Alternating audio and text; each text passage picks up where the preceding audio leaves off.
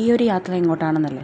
വേറെ എങ്ങോട്ടുമല്ല, നമ്മൾ മലയാളികൾ കാത്തിരുന്നൊരു ദിവസമായിരുന്നു മാർച്ച് 27.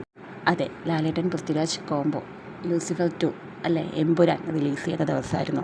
റിലീസാവുന്നതിൻ്റെ അന്ന് തന്നെ ടിക്കറ്റ് കിട്ടുമെന്ന് യാതൊരു പ്രതീക്ഷയില്ലായിരുന്നു. പക്ഷേ അങ്ങനെ ഇരുന്നപ്പോൾ ഓൺലൈനിൽ നോക്കിയപ്പോഴാണ് ഏകദേശം ഒരു 12 മണിയായപ്പം 3 ടിക്കറ്റ് ഒഴിവുള്ളത് കാണുന്നത്.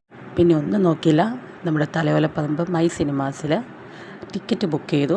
ഏകദേശം ഒരു 1:45 ആയപ്പോഴത്തേനും ഞങ്ങൾ വീട്ടിൽ നിന്ന് ഇറങ്ങി കേട്ടോ. പക്ഷേ തലയോലപ്പറമ്പ് എത്തുന്നതിന് മുമ്പ് തന്നെ വേറൊരു തിയേറ്ററുണ്ട്. അവിടെയൊക്കെ സിനിമ കഴിഞ്ഞ് ഇറങ്ങുന്നതിൻ്റെ ആ ഒരു തിരക്കും ബഹളവും കുറച്ച് ബ്ലോക്കും ഒക്കെ ആയിരുന്നു. അധികം ബ്ലോക്കിലൊന്നും നമുക്ക് കിടക്കേണ്ടി വന്നില്ല. എന്താണെങ്കിലും ഒരു 2 മണിയൊക്കെ ആയപ്പോൾ നമ്മൾ കാർണിവൽ സിനിമാസിൽ എല്ലാ ടിക്കറ്റ് എടുത്തത് കൊണ്ട് തന്നെ അതൊക്കെ കാണിച്ചിട്ട് നമ്മൾ ഉള്ളിലേക്ക് കയറി. എന്തായാലും ആ ഒരു മൂവി റിലീസ് ചെയ്യുന്ന അന്ന് തന്നെ കാണാൻ പറ്റുകയെന്ന് പറഞ്ഞാൽ അത് ഭയങ്കര ഒരു ഹാപ്പിനെസ്സാണ്. അതും പ്രതീക്ഷിക്കാത്ത രീതിയിൽ വന്നപ്പോൾ ഭയങ്കര ഒരു എക്സൈറ്റ്മെൻറ്റും ഹാപ്പിനെസ്സും ഒക്കെയായിരുന്നു.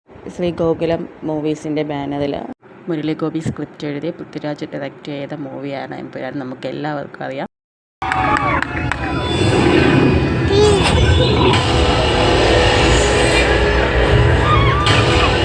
മൂവി ഒരു രക്ഷയില്ല, അസാധ്യ മൂവിയാണ്.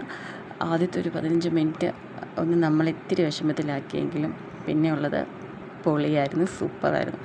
അപ്പോൾ ഈ ഒരു മൂവി ആരും മിസ് ചെയ്യില്ല, എല്ലാവരും മസ്റ്റായിട്ട് വാച്ച് ചെയ്യണം. ഓക്കെ.